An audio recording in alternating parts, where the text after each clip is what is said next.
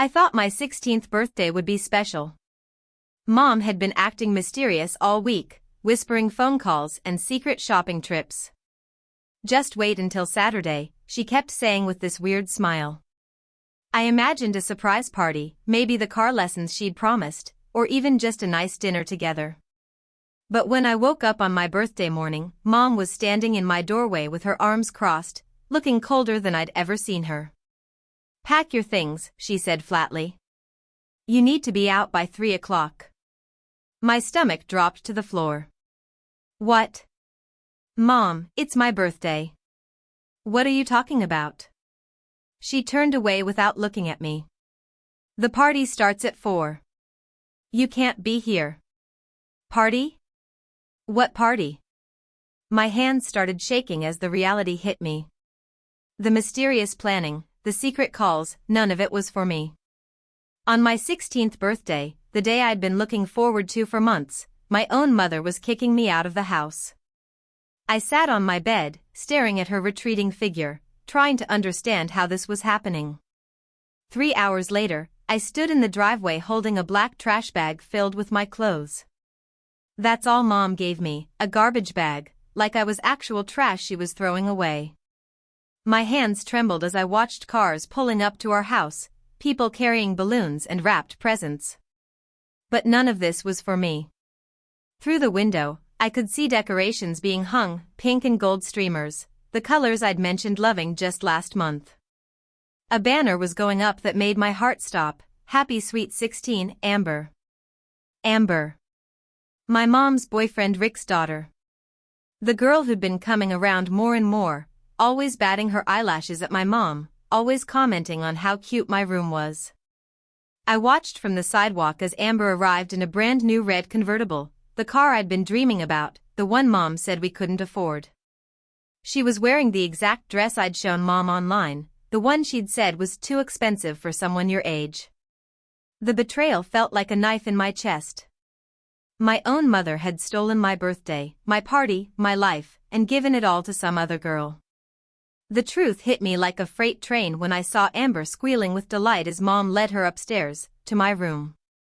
Through my old bedroom window, I watched Amber jumping on my bed, touching my stuff, claiming my space. Rick was there too, grinning like he'd won the lottery, his arm around my mom's waist. She's always wanted a daughter like Amber, I heard him tell someone on the phone. Like Amber. Not like me.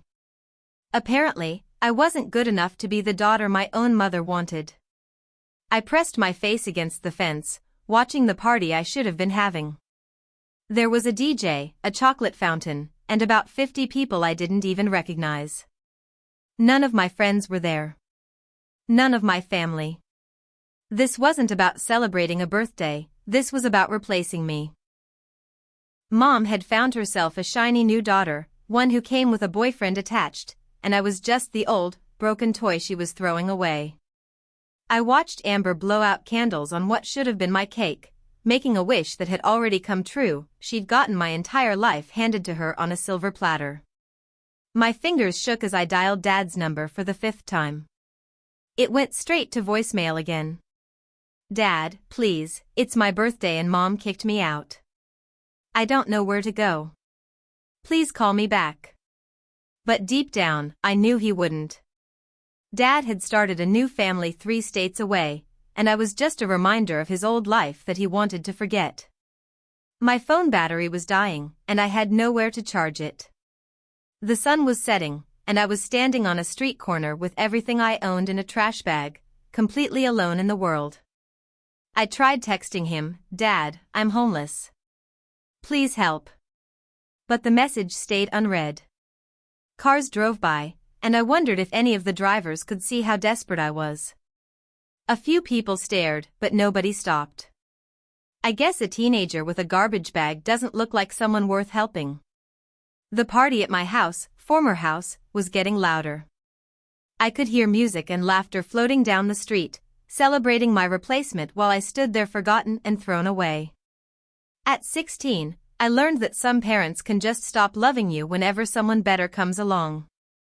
That night was the longest of my life. I found a bench at the train station, but security kept telling me to move. No loitering, the guard said, not caring that I had nowhere else to go. My phone died around midnight, cutting off my last connection to the world. The temperature dropped, and my thin jacket wasn't enough. I'd grabbed it quickly, not thinking I'd be sleeping outside. Every sound made me jump: footsteps, car doors, voices. I'd never been so scared in my life. Other homeless people shuffled around the station, and I wondered if this was my future now. Was I going to become one of those kids you see on the street, forgotten by everyone?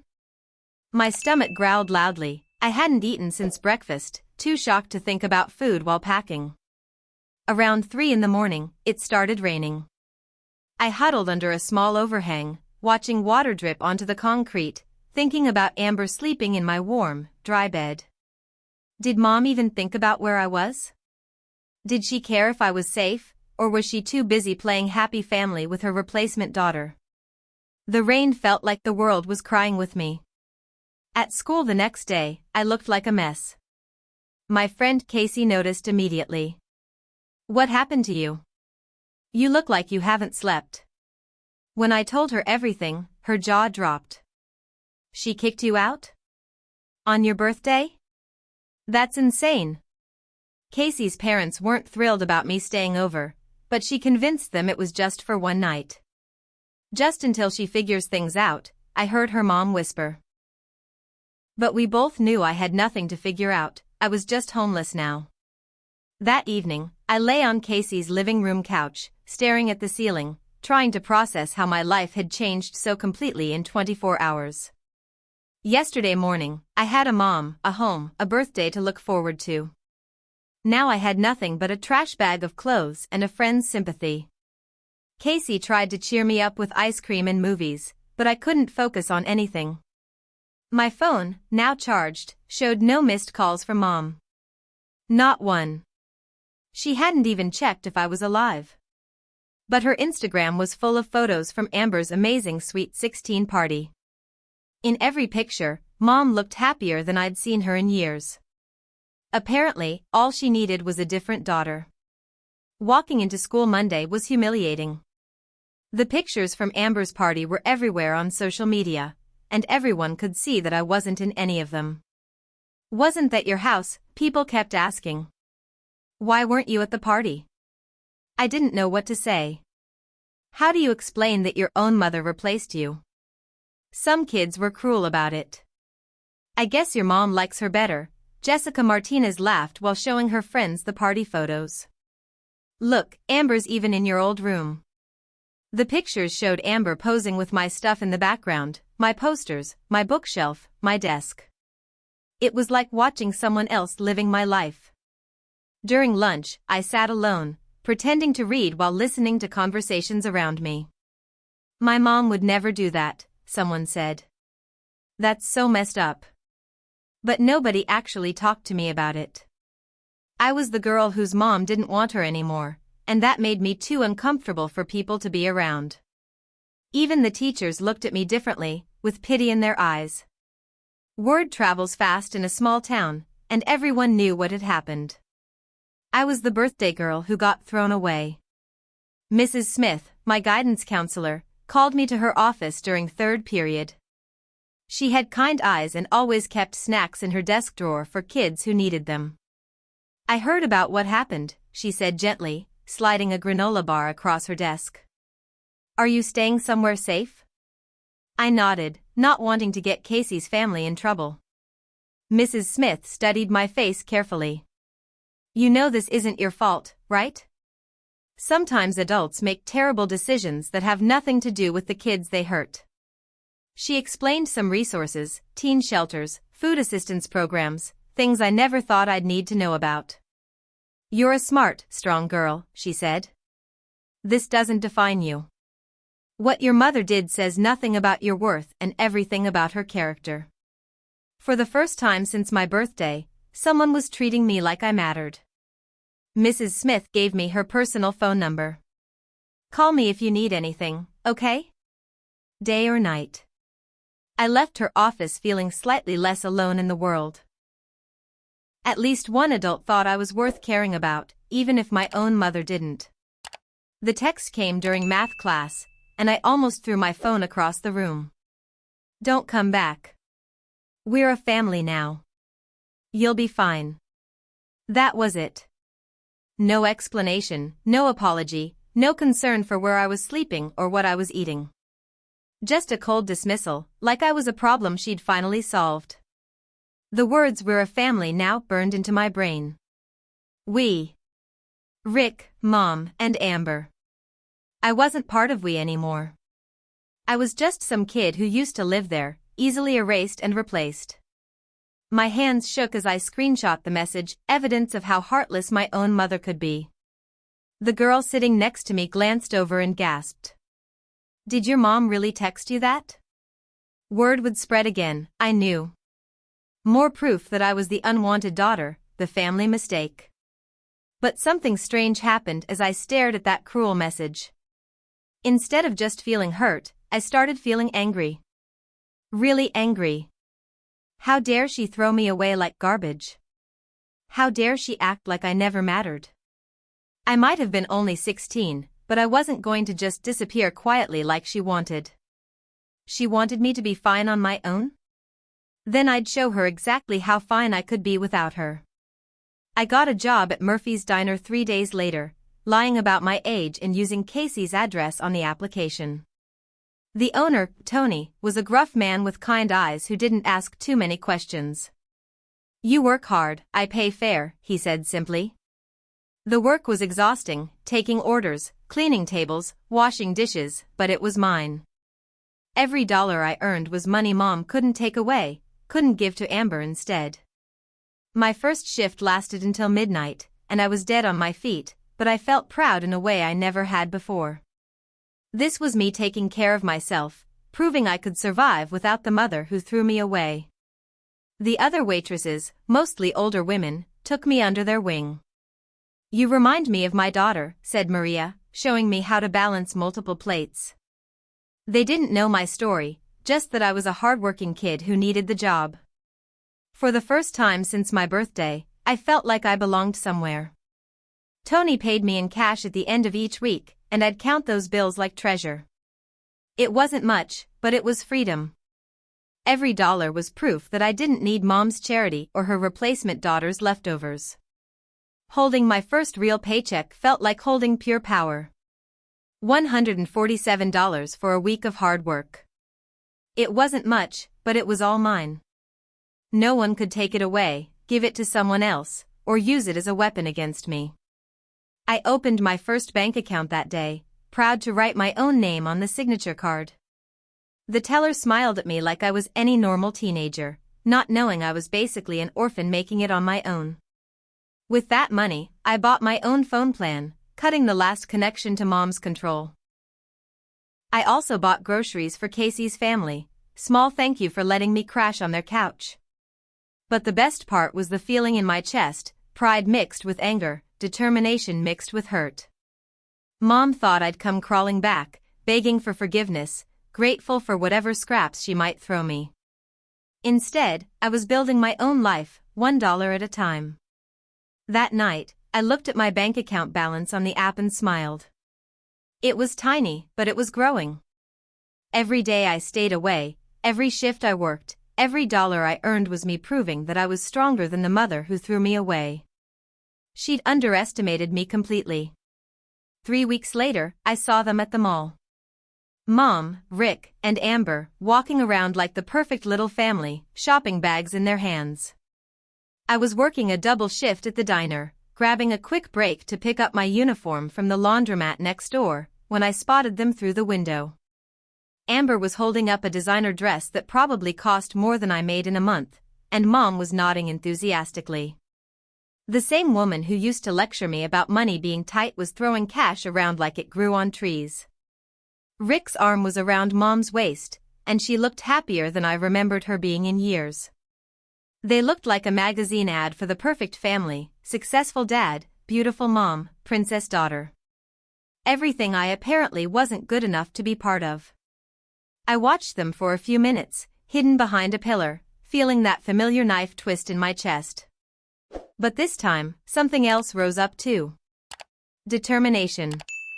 They looked so smug, so satisfied with their perfect little life built on throwing me away. I pulled out my phone and took a picture of them shopping with money that should have helped me too, then headed back to work. If they could build their happiness on my pain, I could build my strength on their cruelty. Finding a room to rent felt like winning the lottery.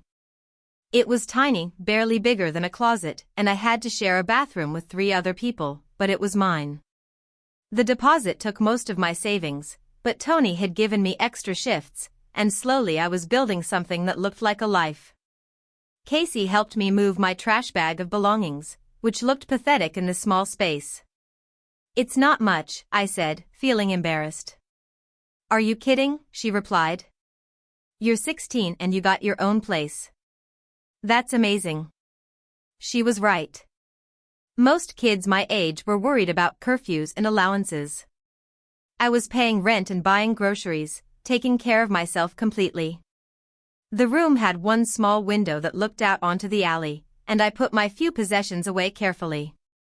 My schoolbooks on the windowsill, my work uniforms hung in the tiny closet. It wasn't pretty, but it was mine. No one could kick me out for not being the right kind of daughter. No one could give my space to someone else. That night, lying on my second-hand mattress, I felt safer than I had in weeks.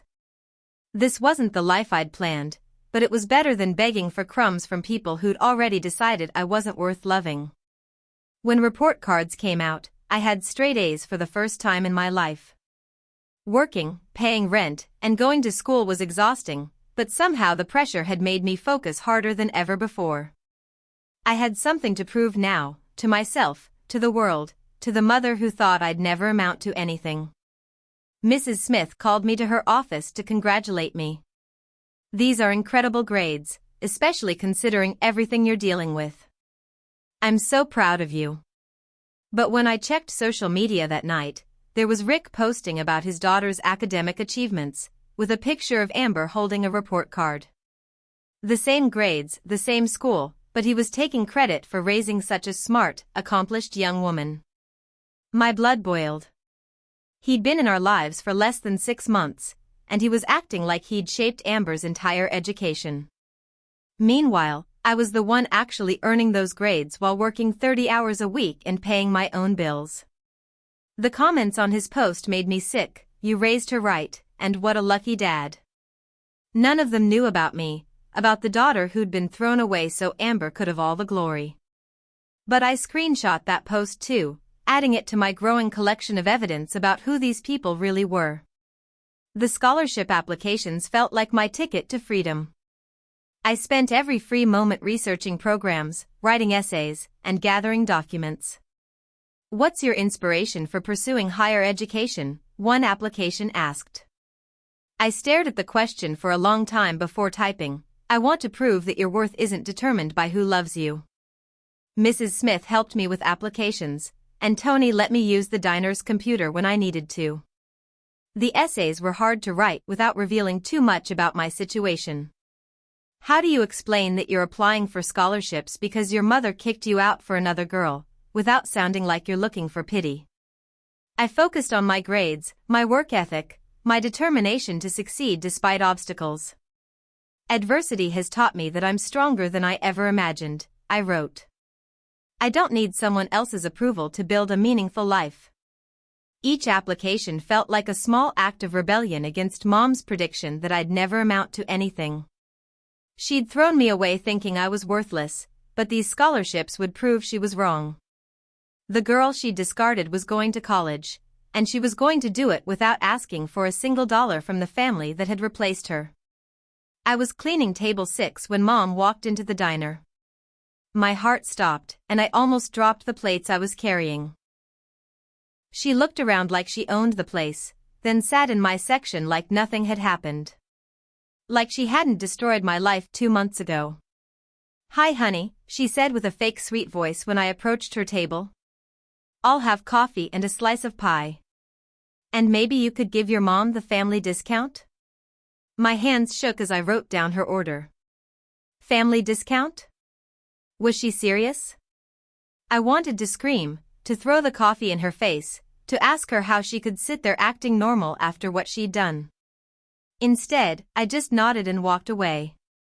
Tony noticed my distress and sent Maria to take over my table, but I could see Mom watching me through the service window, that same cold smile on her face. She ate her pie slowly, like she was enjoying my discomfort, then left a $1 tip on a $12 check. As she walked out, she turned back and waved. "See you around, sweetie." It was like being slapped.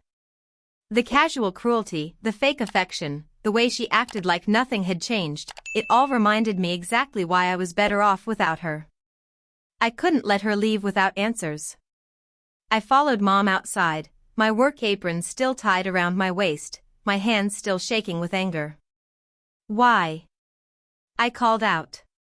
"Why did you kick me out?" She turned around slowly, that same cold smile still on her face. "Oh honey," she said, like she was explaining something simple to a child.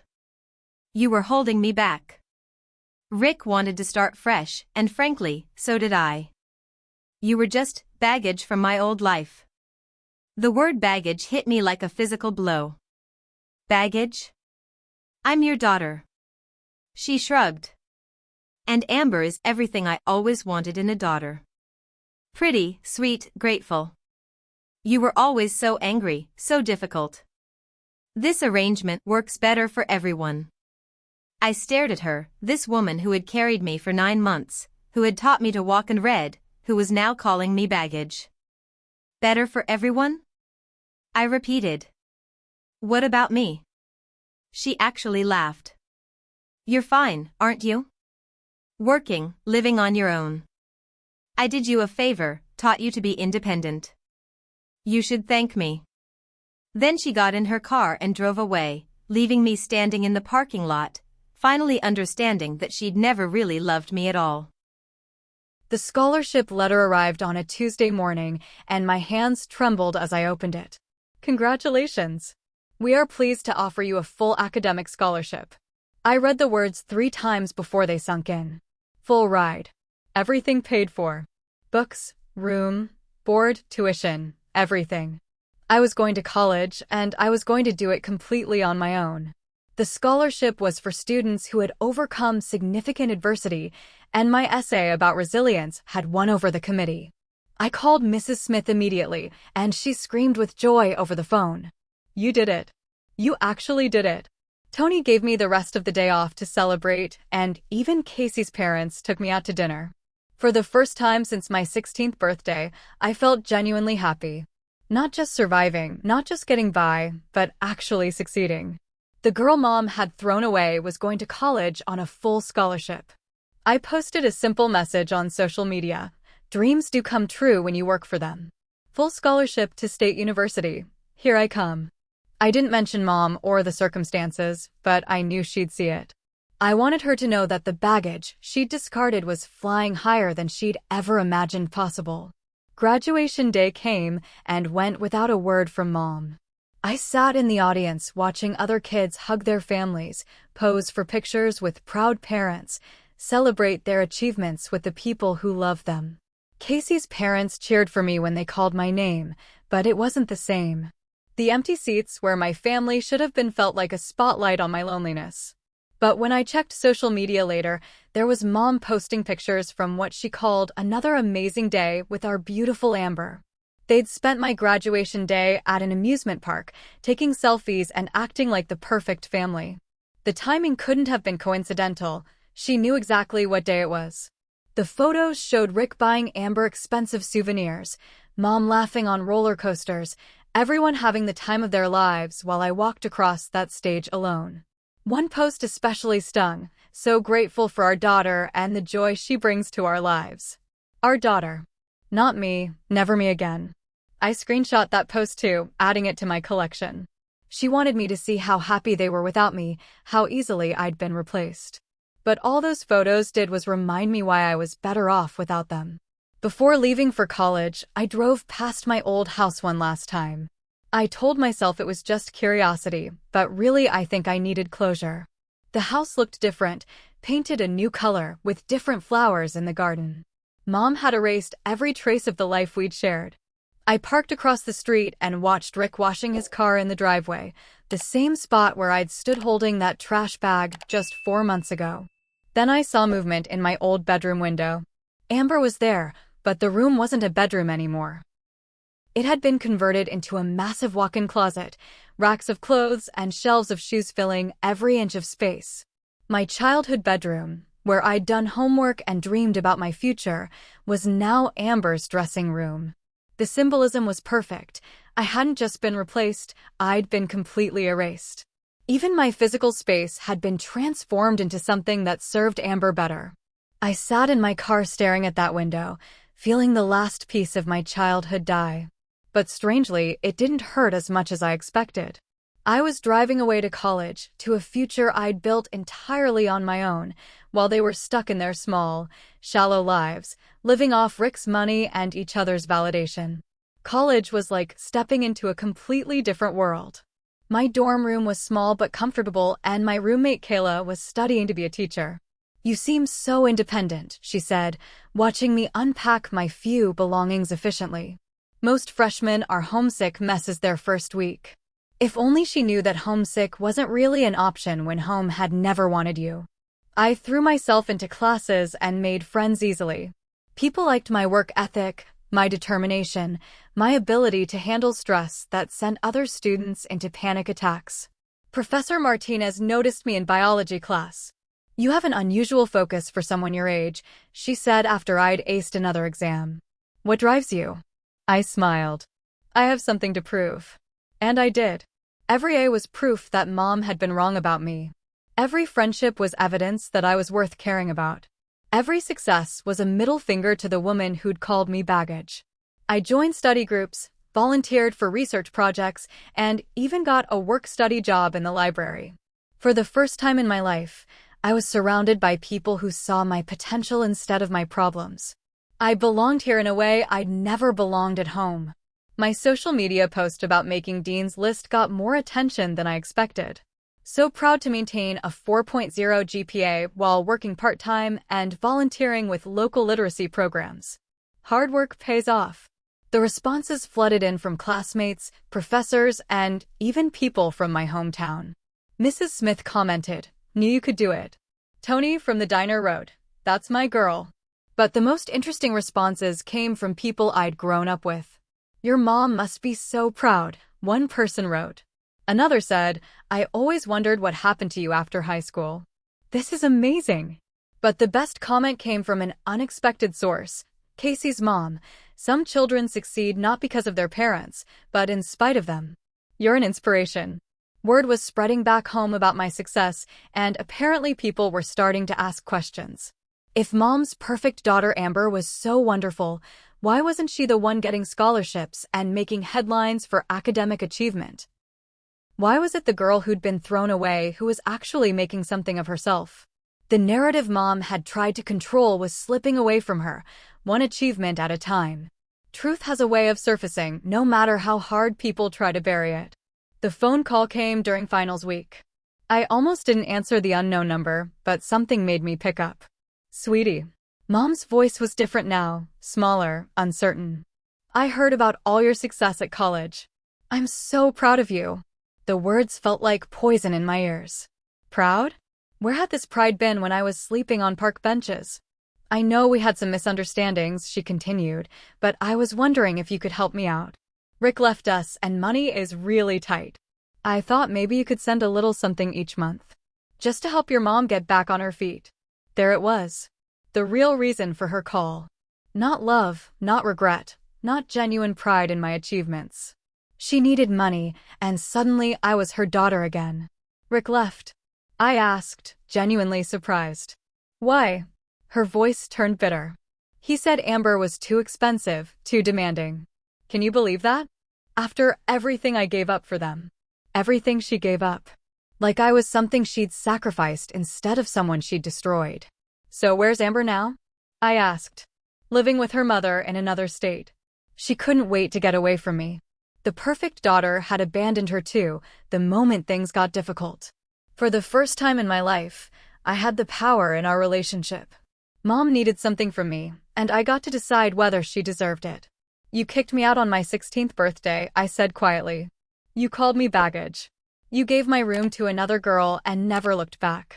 You didn't come to my graduation, didn't call when I got into college, didn't care if I was alive or dead. There was silence on the other end of the line. You chose them over me, I continued. Now they've chosen someone else over you, and suddenly you remember you have a daughter? When she finally spoke, her voice was small. I made mistakes. I know that now. But I'm your mother. Doesn't that mean anything? I thought about that question for a long moment. Did it mean anything? Did the fact that she'd given birth to me create some obligation to save her from the consequences of her own choices? Being my mother meant something when I needed you, I said finally. It stopped meaning something when you threw me away. She started crying then, begging, promising to make things right, swearing she'd learned her lesson. But I'd learned some lessons too. I'm sorry you're struggling, Mom. But you made your choice. You chose Rick and Amber over me. You don't get to come back now that your first choice didn't work out. I hung up the phone and sat in my dorm room, staring out at the campus where I'd built my new life. For a moment, I felt sad, not for Mom, but for the relationship we could have had if she'd been capable of loving me the way I deserved. Then I looked around at my room, at the pictures of friends who actually cared about me, at the academic awards on my wall, at the acceptance letter for graduate school that had arrived last week. I had built something beautiful from the ashes of her rejection. My phone buzzed with a text from Kayla, study group in 20 minutes, then ice cream after. Real friends, real achievements, real love from people who had chosen to care about me, not because they had to, but because they wanted to. I grabbed my books and headed out to meet my chosen family, the people who had seen me at my worst and decided I was worth sticking around for. Mom had taught me an important lesson, just not the one she'd intended. She'd shown me that I didn't need someone else's approval to be worthy of love. I'd found my real family among the people who stood by me when I had nothing to offer but hard work and determination. And that was worth more than all of Rick's money or Mom's conditional love could ever be. If this story of resilience and triumph inspired you, please hit that subscribe button. Share this with anyone who needs a reminder that your worth isn't determined by who chooses to love you. Your support helps us tell more stories of young people who refuse to let rejection define their future. Sometimes the family that matters most is the one you choose for yourself. Thanks for watching.